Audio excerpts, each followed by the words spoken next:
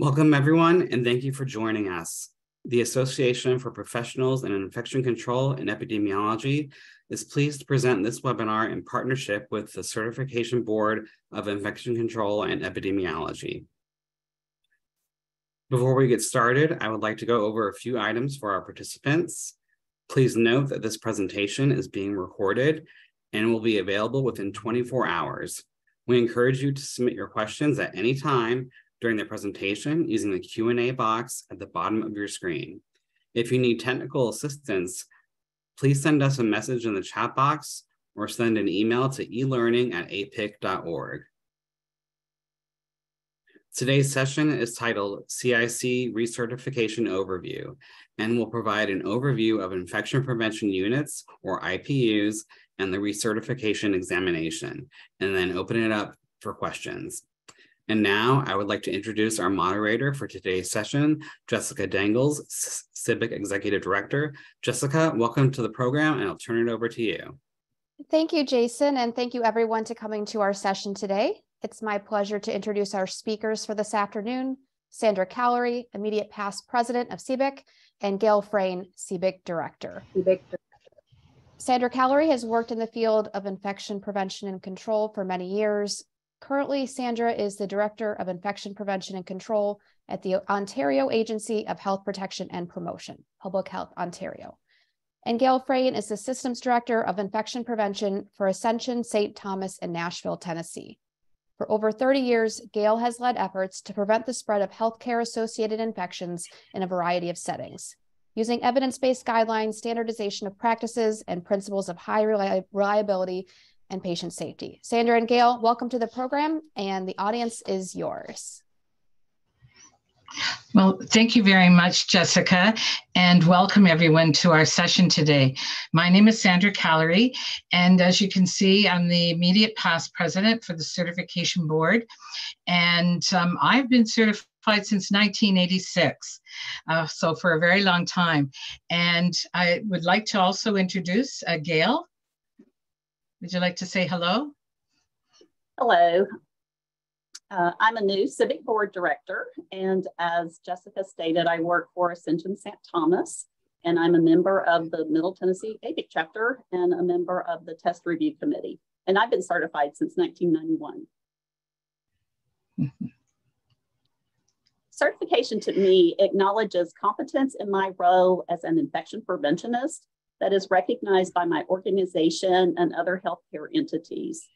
Obtaining CIC was also a personal and professional goal that has led to career growth and opportunity.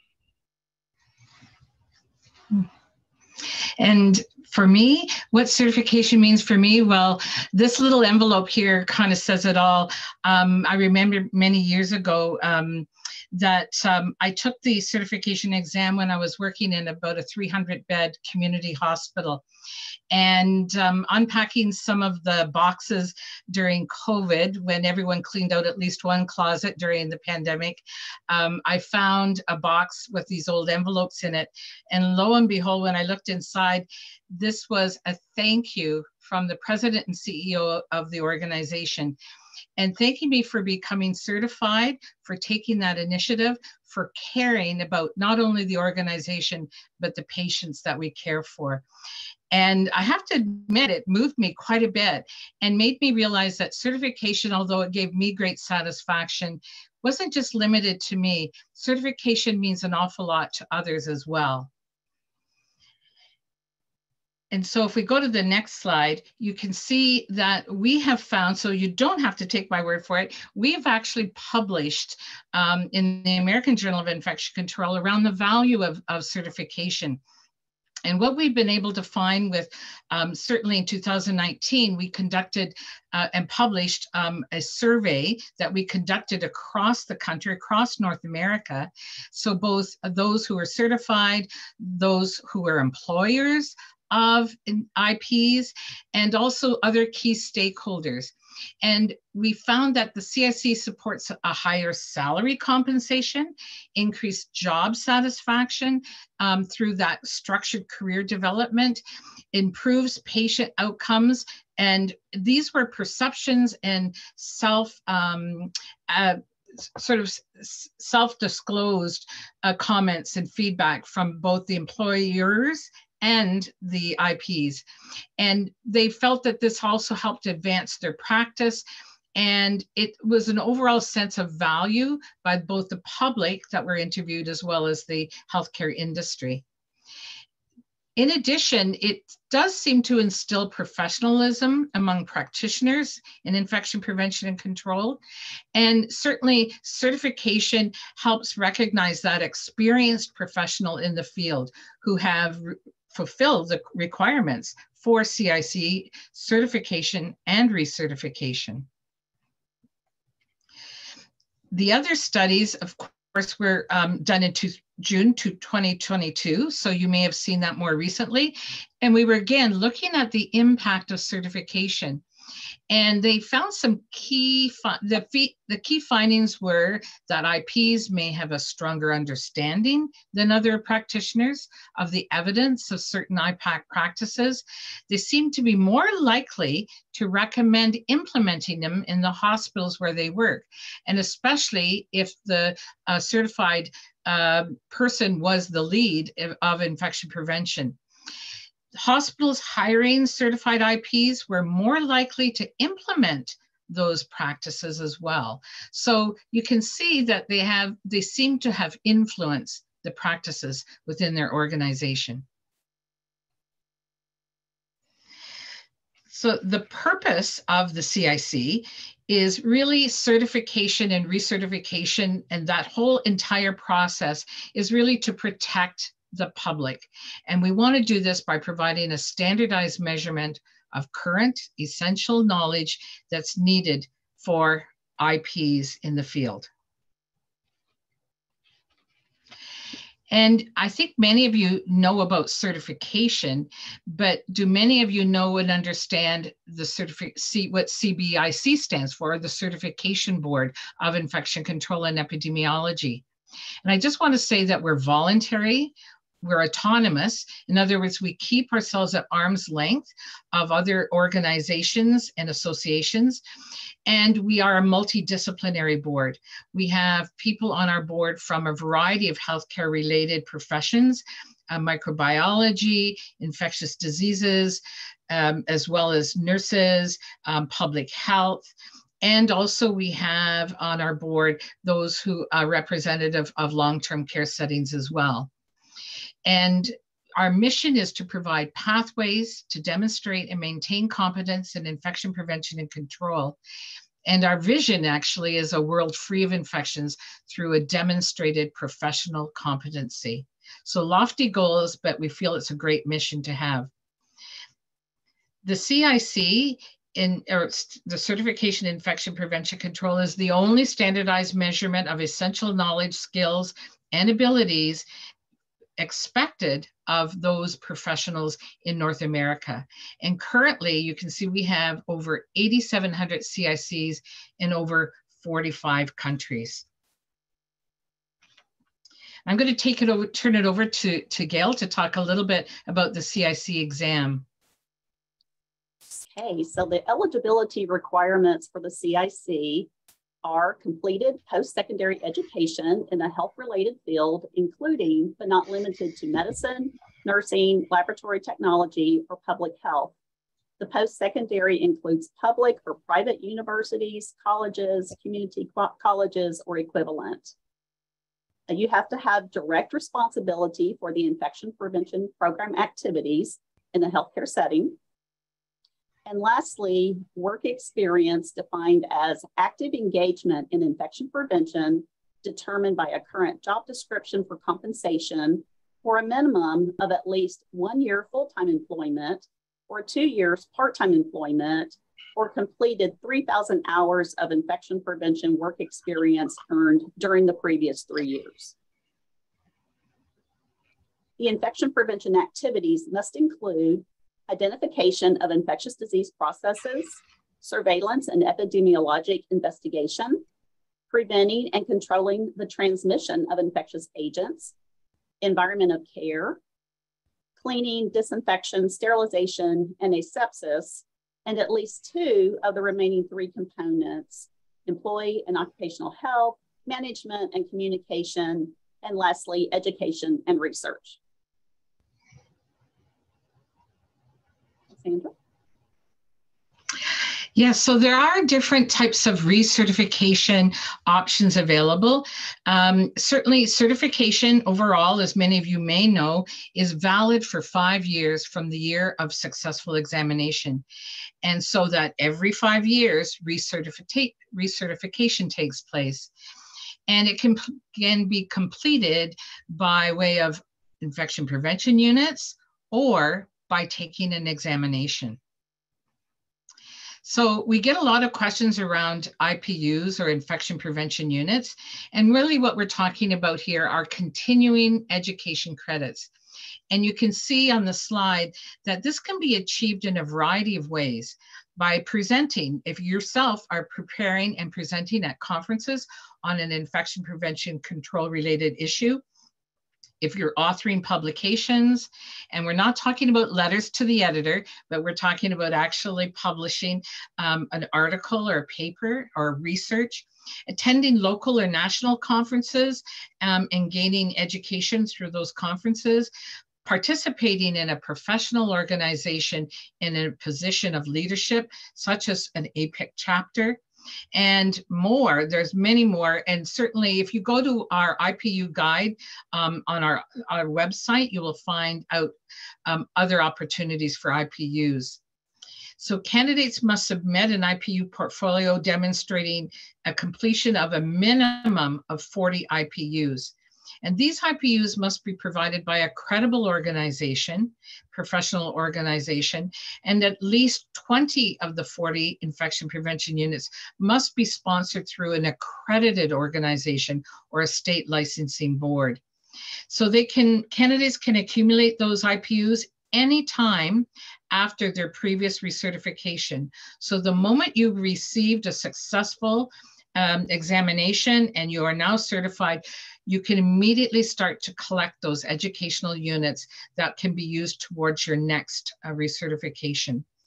Those portfolios, the IPUs, once certified, must be submitted by October 31st of that expiration year.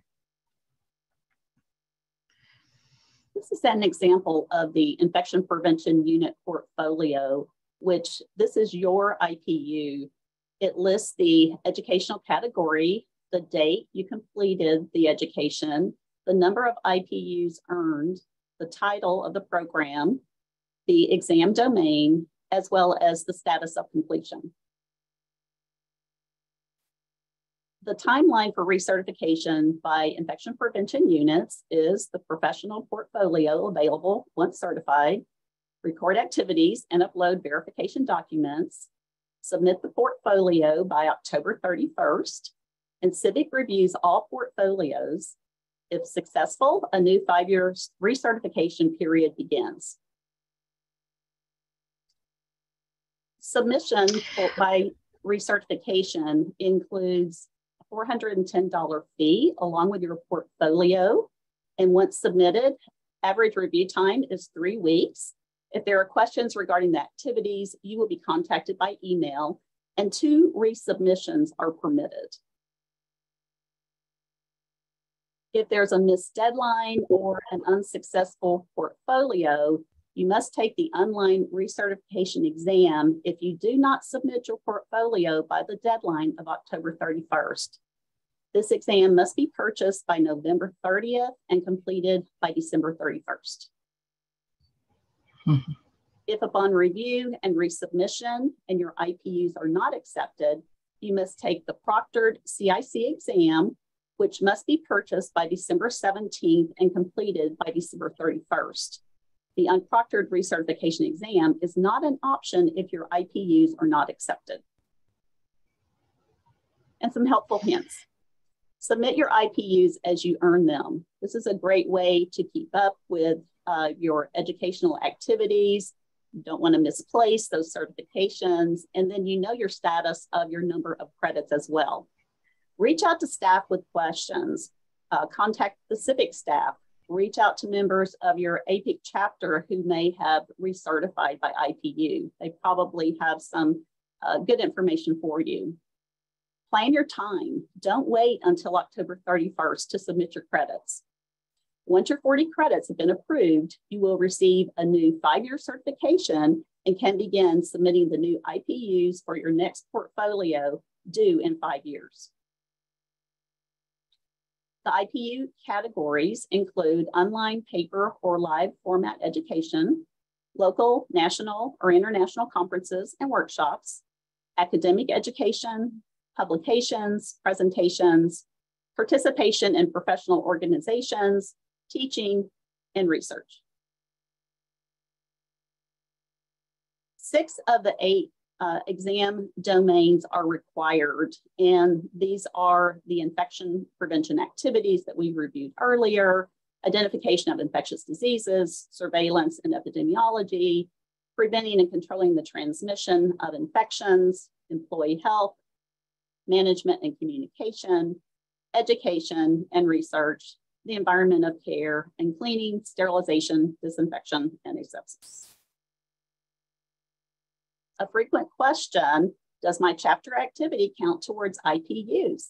Yes, if the subject matter related to infection prevention and control and falls within at least one of the 8 exam domains, and verification of chapter member attendance or participation by providing required documentation. Examples of IPU activities includes attendance at national conferences. The APIC conference is coming up in June. IPAC Canada, you may also have a local chapter conference or a state conference. Online, paper, or live format education, such as webinars, online educational modules. Participation in a professional organization. You may be elected to a position on an infection prevention and control chapter, serving as a board member, the treasurer, secretary, president, or president-elect. And all activities must be provided or presented through a credible organization. These are some of the potential accredited providers.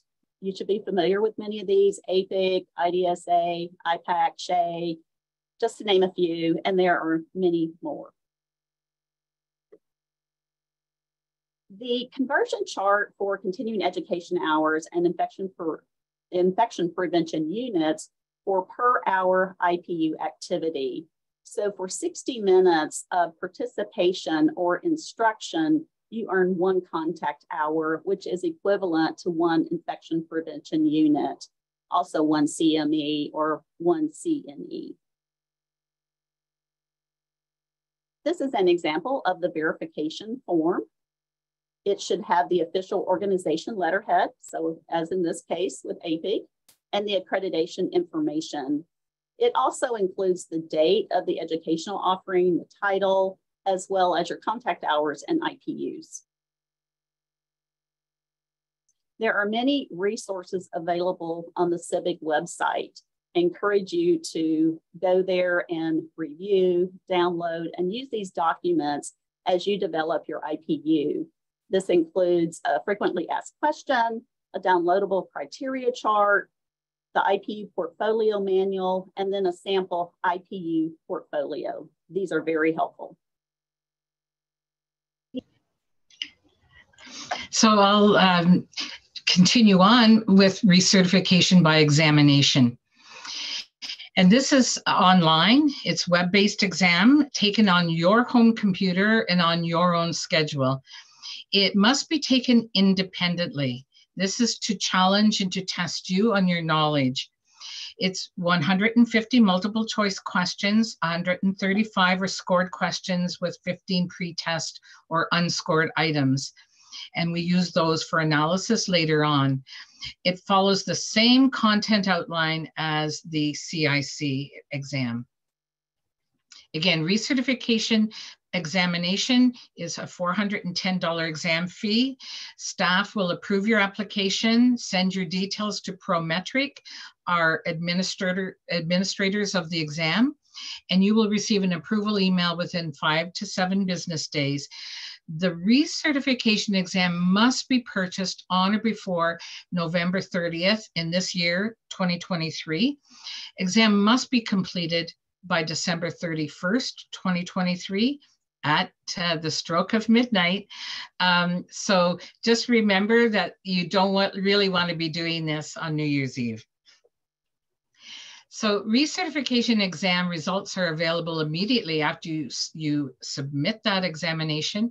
You'll know right away that you passed or you did not pass.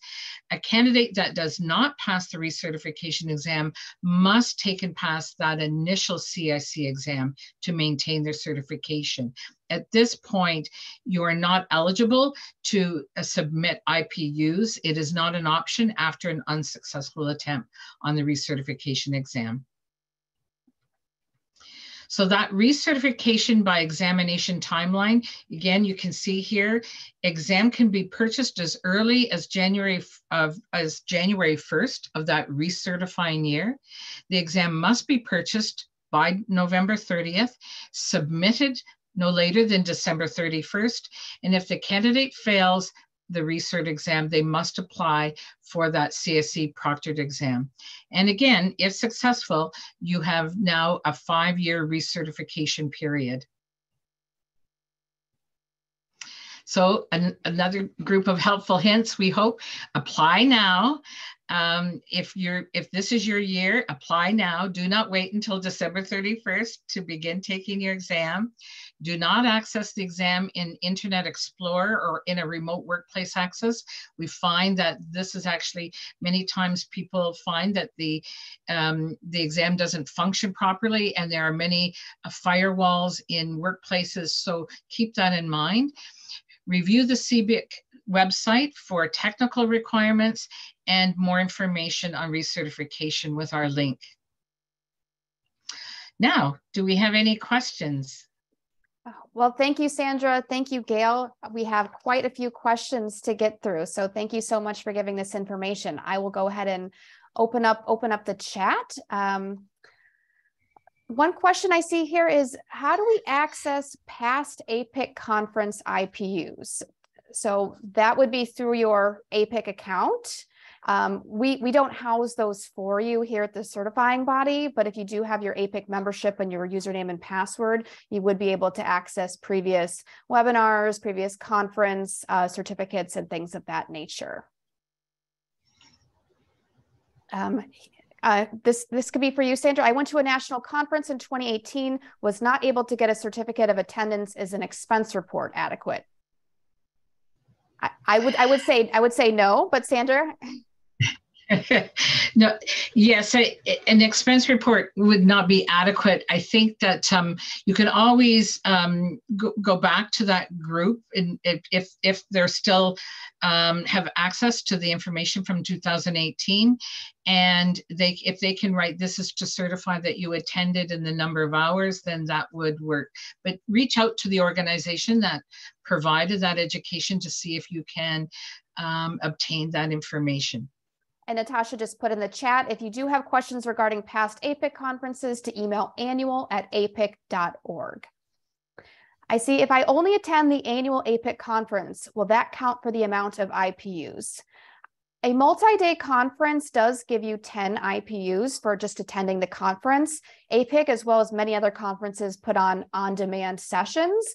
And so that really changes year to year. So I'm not sure about this year's curriculum for the conference, but in many years, you could earn, I think, up to 30 additional IPUs. So just make sure you're meeting all of the domains and that you're documenting those properly. So I couldn't say for this year, but you can certainly get a bulk of your conference hours if you do the on-demand session in addition to attending live. And I would just add that on a personal note, you typically find that you can gain your number of IPUs, not just with one conference, but for 2 or 3 conferences if you're looking at APIC or IPAC Canada or other larger organizations that have multi-day events. This is another great question for Gail and Sandra. Can you give an example of an IPU that would not be accepted? That's a good question. I think that sometimes we attend, especially if you work in a healthcare setting, you may attend a grand rounds, and the topic is completely removed from any infection prevention and control related topic. Keep in mind that you have to address one of the knowledge domains that Gail outlined in the slide. So that's really the criteria you should be using. And if it doesn't seem to fit there, chances are, if you have to struggle that hard to make it fit, chances are it's probably not the right IPU. And Sandra, what about if something is a promotional type presentation? That's another good question.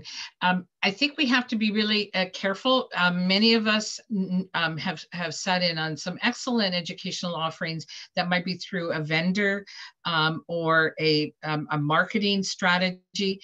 And that's where you have to be using a little bit of your own critical appraisal, if you will. Just as you would with published literature, you have to critically appraise, am I getting a balanced perspective? Is this promotional material versus actual presentation of research that's been validated? So all of those elements need to be addressed. So I think there are some educational offerings where where vendors and others have helped support the event, but have had no real control over the presentations themselves, but are supporting an APIC chapter, for example, to put on their educational offering. So keep those things in mind. And again, the same type of critical appraisal you would use in looking at literature, published literature, should be the same application when you're looking at educational offerings. And I'll ask Gail if she has any other additional comments about that. Yeah, I understand for vendors, if they are presenting something that has been approved for credible educational components, then that would be accepted, but just presenting a product would not be acceptable. Also, like work orientation expectations or annual education offerings would not necessarily add up to be an IPU as well. What about conference presentations that are less than 1 hour? Mm-hmm. I think we've been a little bit generous there in that if a presentation is 45 minutes with a Q&A, 15 minutes of Q&A, that sort of thing, those have been written down as an IPU. But again, sometimes if you go to multiple ones, if they're short in-service educational offerings that are 20 minutes, perhaps 3 of them together will give you your IPU as well. What about NHSN training sessions? Would those be considered IPUs?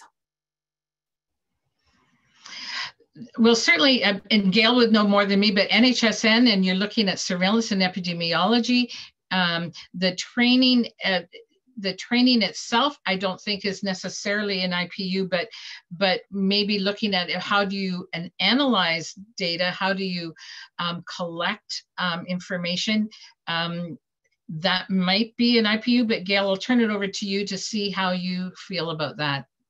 Some of those educational modules could be considered to be an IPU, but it will be awarded saying continuing educations have been approved or not. And a question that I can take here, can I start submitting IPUs now in retrograde? So you can earn IPUs during your certification window. So you have a 5-year certification period. So if it started, let's give an example, in 2020, you got certified February of 2020. Nothing prior to that could count for this year's certification cycle. So only within that 5-year time period. So if it's 2020 to 2025, anything during that 5-year window would count for IPUs, but nothing from, let's say, 1998 or nothing from, the early 2000s. We can't go back in time from when you weren't certified and count those as IPUs. So in 2021, we were told the APIC conference would suffice for all IPUs and would be accepted this year only to recertify. Does this remain true?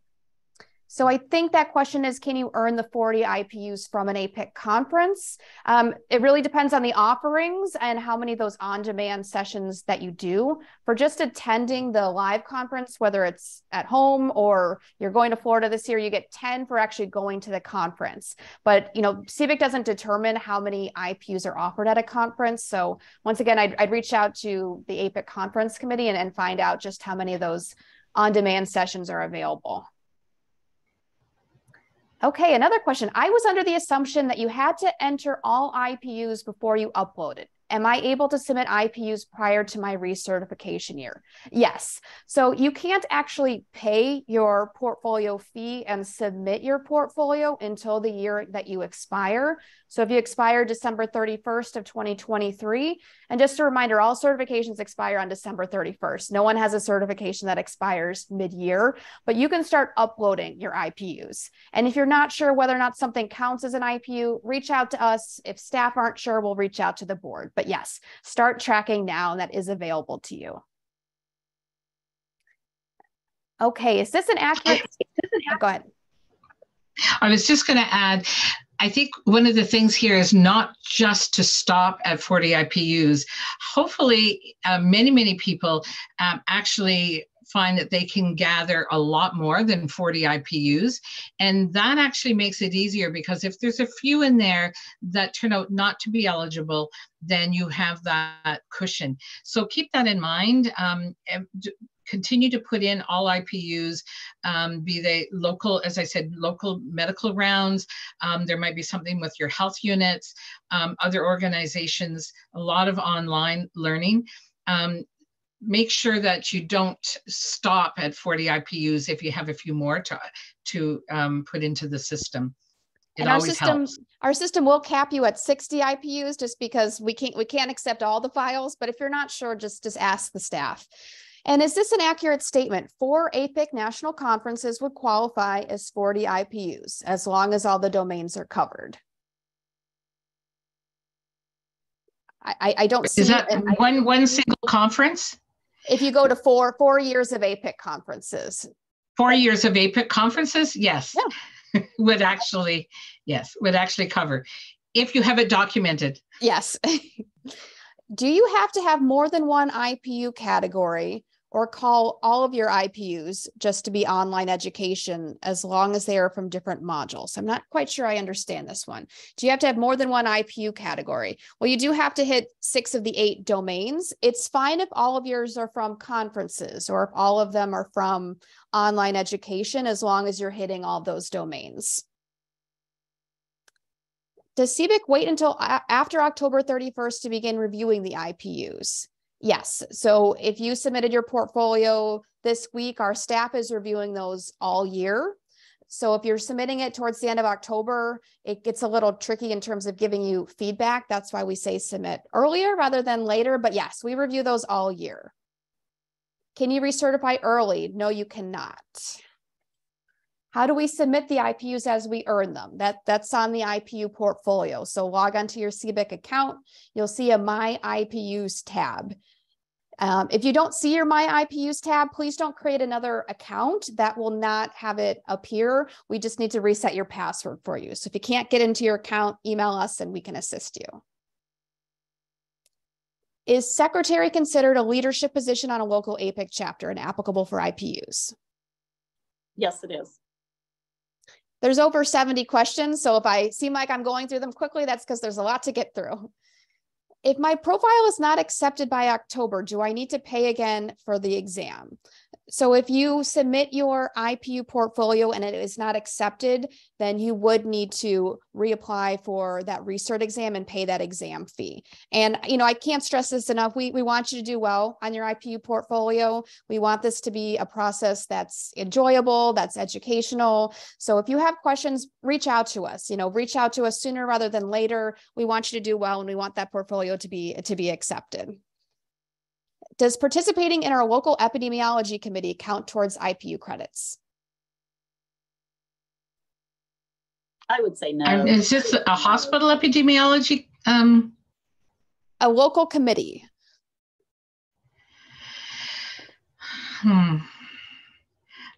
if you were presenting to the local committee and putting together a presentation, that might be eligible for a credit. But we're looking at credible, remember, we're looking at credible organizations and accredited organizations. And some clarification, it's a State Department of Health Epidemiology Committee. So that would mean— Well, Gail, you might have a comment. Yeah. Does that mean that you're serving on that committee or doing a presentation to that committee that would meet those criteria? Both.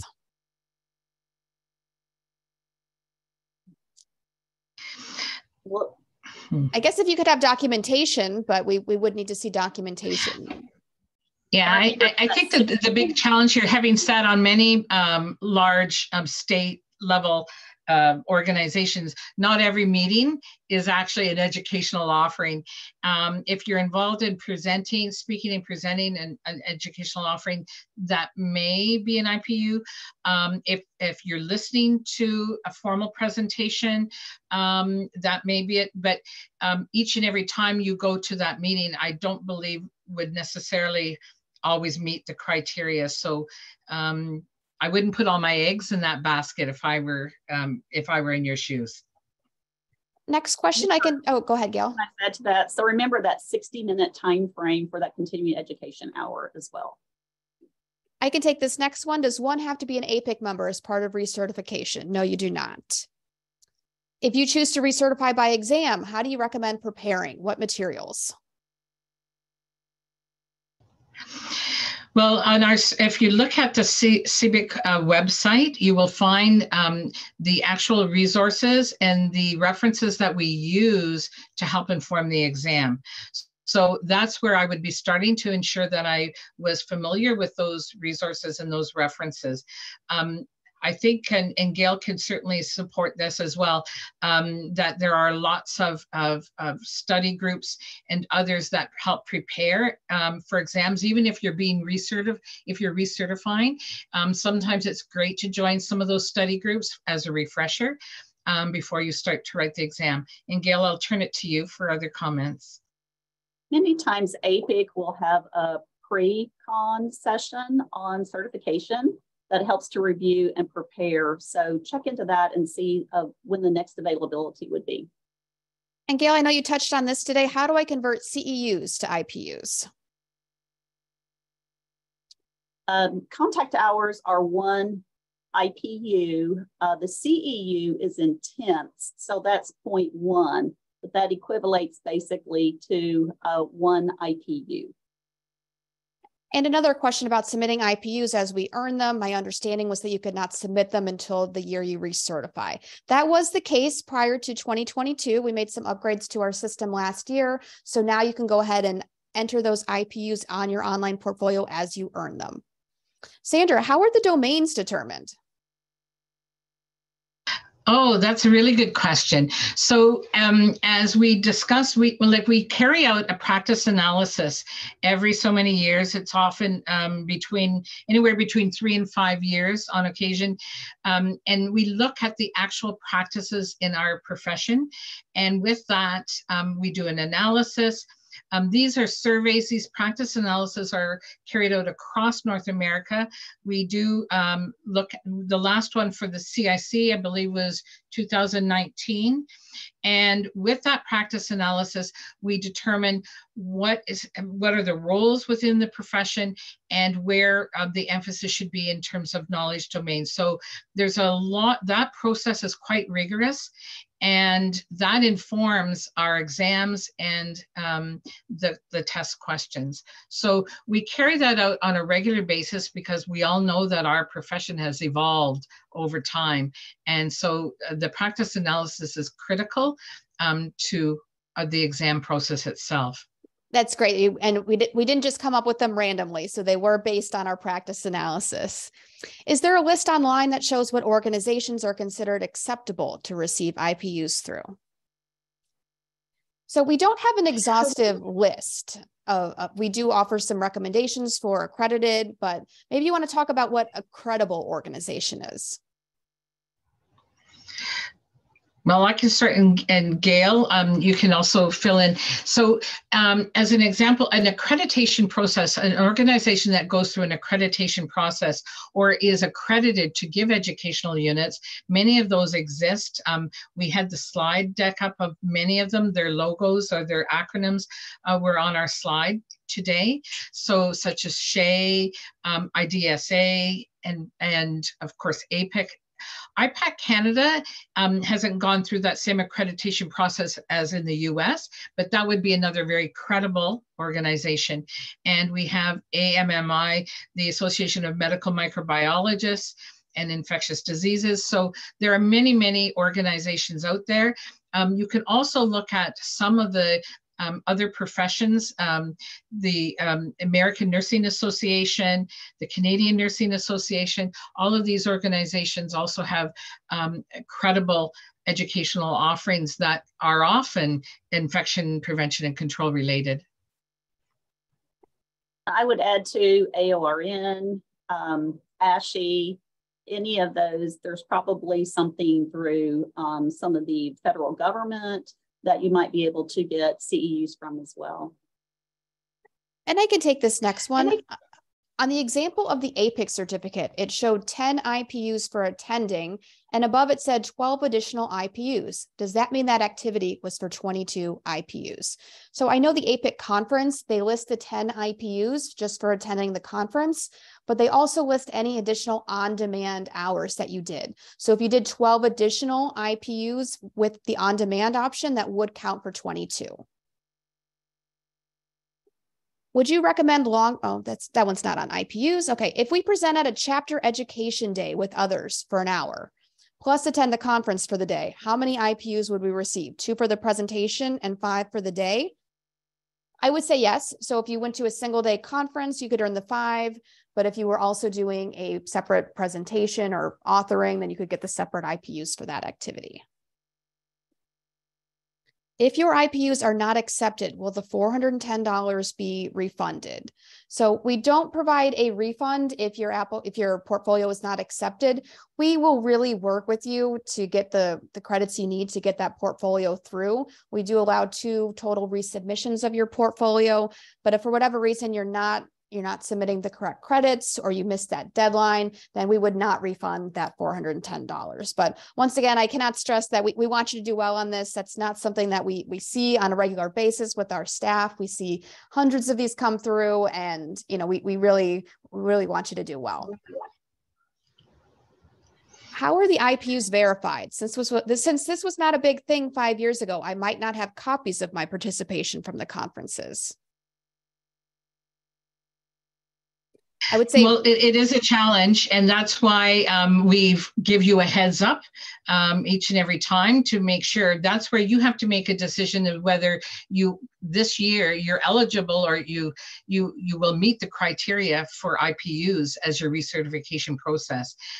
In some cases, you may need to look at reexamination as a way of gaining your recertification. So those are things that you have to think about. We do try to make sure that people are all submitting very credible IPUs. And Jessica, I saw in the chat box someone asking whether this educational session is classed as an IPU.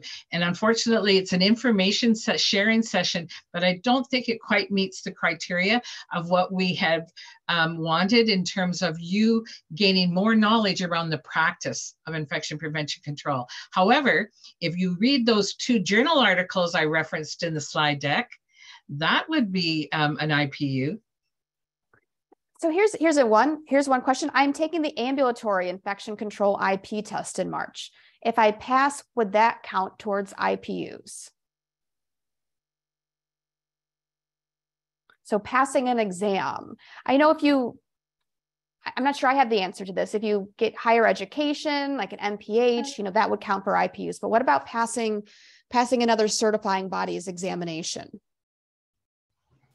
That is not on the list of requirements, but certainly agree with you that continuing education, if they went to seminars or did online modules or webinars, that those would count. Mm-hmm. Yeah, I agree with Gail. It's not the test itself that would be an IPU, or the exam, I should say, itself. That would not be the IPU.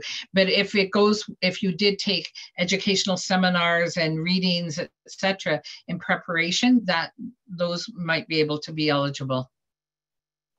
Again, from a credible organization.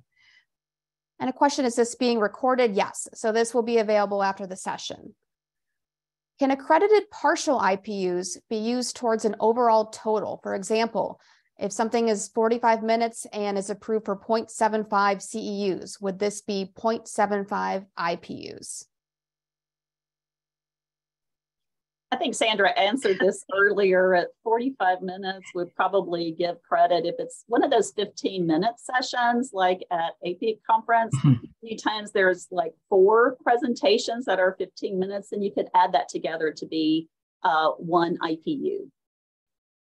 And how early within my recertification year can I submit my hours? So you can submit the portfolio the year that you expire. If you expire December 31st of 2023, this is the year that you can actually submit and pay that examining or the IPU portfolio fee. Does the 5-year start period on date of recertification, or is it 5 years since that year? So no one will be shortchanged any time by recertifying early in the year. So you'll still have the 5 full years, and it will end at the end of your 5th calendar year. So if you submit your portfolio in February, you won't end the next 5 years in February. It'll still end December 31st of the 5th year. Is the independent recertification exam taken in one sitting or at leisure? So I can answer this. It's taken at leisure. You can start the exam and come back to it. So it does not have to be taken all at once. Sandra, I think you could handle this one. I went to a Canadian Healthcare Engineering Society, CHES conference, which had many educational workshops, and they were very much IPAC related. Would this conference be 10 IPUs? It was held over 2 full days.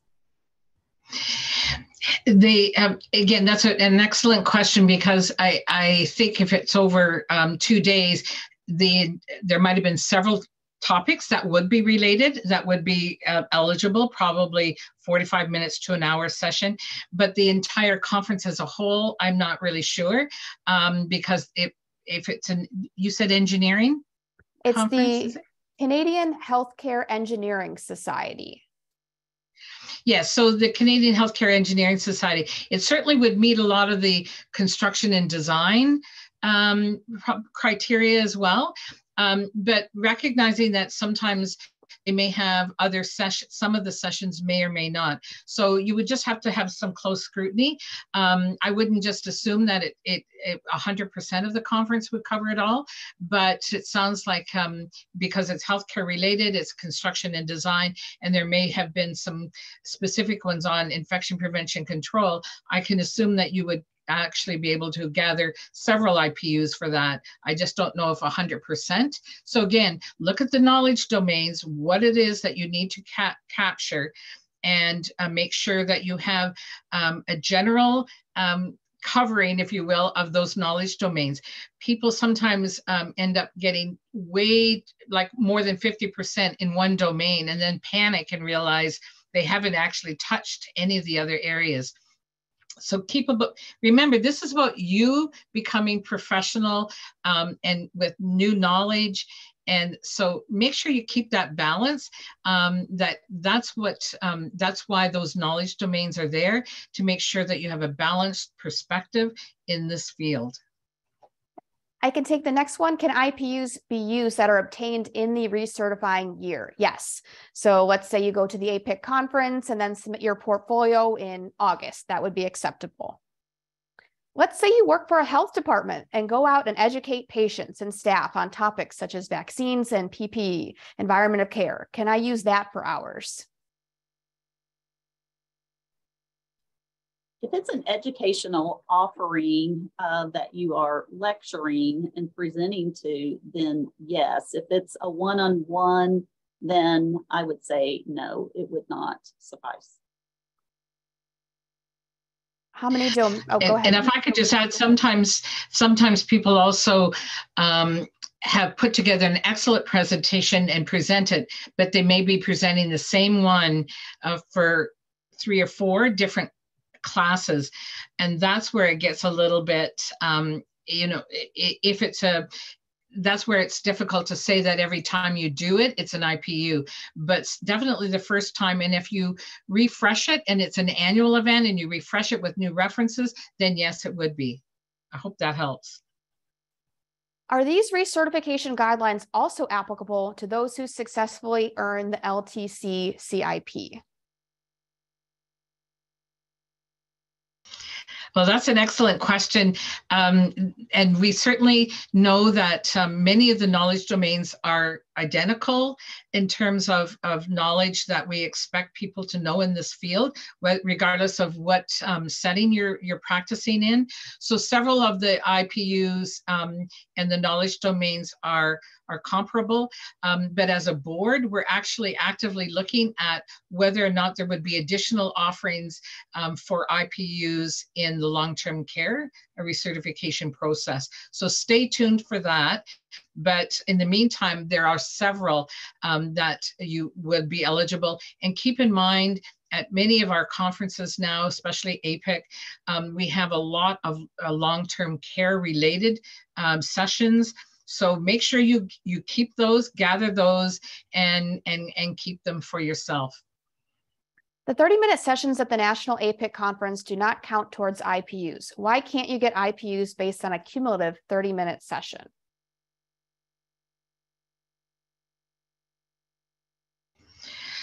I can't speak for APIC and the organization and how they've determined what is an eligible IPU, but I trust their judgment and how they have coordinated that. I think that's something for the association to respond to. And I can answer this one. What would cause my IPU portfolio to not be accepted, even if my credits were from an accrediting organization? So I won't say not accepted, but we will send you an email if we see, one activity 100 hours, lack of documentation, not having your name on the certificate, having the same activity more than one time. So these are usually just administrative type errors. So once again, not trying to trick you or not have you pass your portfolio, but we do see some typical kind of administrative errors that kind of make our staff raise their eyebrows a little if we see, one conference earned 100 hours or something like that. So not following the guidelines or, not including documentation. And I can handle this one. Can you use past conference attendance for IPUs, even if it was before IPUs were implemented by CBIC? Yes, you can. Okay. Why would I take the online recertification test instead of the IPU portfolio, even if I have enough credits? Personal preference. I think we have some candidates that enjoy doing that at-home exam. They enjoy doing the research and the lookup for the questions. So that's strictly personal preference. It's a great way to continue to learn. Okay. And I think during the time of COVID, it's also when conferences weren't as regular, people found that recertifying and reading and reviewing in the comfort of their own home over the course of that year was something that they were happy to do. Does an academic paper on an IPAC topic count towards an IPU? If this is a paper that you have written, yes. A publication does count. And I can take this one. Did I understand that Prometric can proctor my exam virtually? So the recertification examination is not proctored. Prometric administers that, meaning that is the platform that you take the exam on, but there is not a proctor that is watching you take that exam. But we can't stress enough that that exam does need to be taken independently. It is not a group effort. Okay, I am up for recertification this year. What time frame will IPUs be accepted? The past 5 years or 3 years? The past 5 years. So we are looking at your last 5-year certification period. Okay, what about vaccines for children? For children presentations, HIV and other communicable diseases trainings? So if you're providing the education and training on current vaccinations, that would be something that would be eligible as an IPU. If you're listening to a session on updates on immunization and vaccination for pediatrics, then that too would be an IPU as well, if you were actually the recipient of that learning. So hopefully that helps. I've got just a few more minutes. We've got 93 questions in the chat, so I'm really trying to get through as many as I can. So when entering IPUs from an annual conference, the transcript has all the IPUs in one document. Should we enter each one separately, or is it okay to do in bulk? I will say it is okay to do in bulk, just because we are familiar with those credits and we've seen portfolios with 60 line items on there. That's fine, but you can go ahead and do those in bulk. Okay, next question. If my recertification is in 2023, but a paper was published in 2018, is that acceptable for this recertification in 2023? As long as it was during your current certification period, then yes. If it was during a time in which you were not certified, or if it was during a previous certification cycle, that would not count. Is the recertification exam an open book test? Yes, it is. So we encourage you to look up those answers. That is part of the process. Okay. Do CDC online webinars about COVID count for IPUs?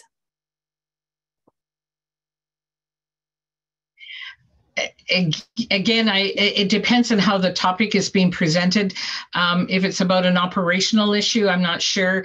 But I think it would be easy to find out through the CDC. And Gail, I mean, if it's an educational offering, updates on the virus, transmissibility, that might be fine. If it's more of an operational question, I'm not sure how that works. And typically those will state if there's continuing education hours awarded or not. So I always look at that. Sometimes there's a topic I want to attend, but there's no IPU, but it's still worth the education. Maybe time for one or two quick questions. Are elected board members for your local APIC chapter count for IPUs? Yes. I'm presenting a poster at APIC. Does that count for an IPU? Yes. And then I'll try to do, the chat's going a little faster than I can read. How does one provide evidence of review of a journal article? So if there was a quiz at the end of the article or some kind of certificate, then that would be accepted. And I know there are several of the medical journals actually have those articles targeted or earmarked to be able to be reviewed with questions, etc., for submission. So those, take a look at those type articles. And it is something that we've also discussed at the board level too, if we can help with that. So certainly looking at some review of but it wouldn't be necessarily all articles. There'll probably be some key articles that are considered landmark articles that would be eligible. Would an 8-hour day of ICRA training qualify? Yes, and I have worked with UBC to have them provide certificates to everyone that is attending their workshops, so that would be provided to you.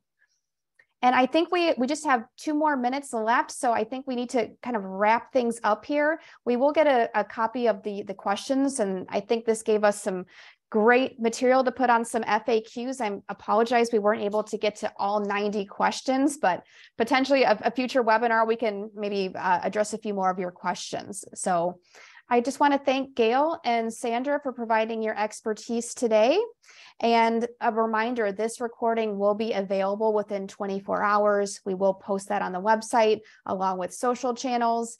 And stay tuned for a future webinar on February 28th. We will be presenting on the new long-term care certification in infection prevention, and will allow plenty of time for questions on that new LTC CIP exam. So apologize if we didn't get to your question, but thank you so much for spending your lunch hour with us. Okay, thank you, everyone.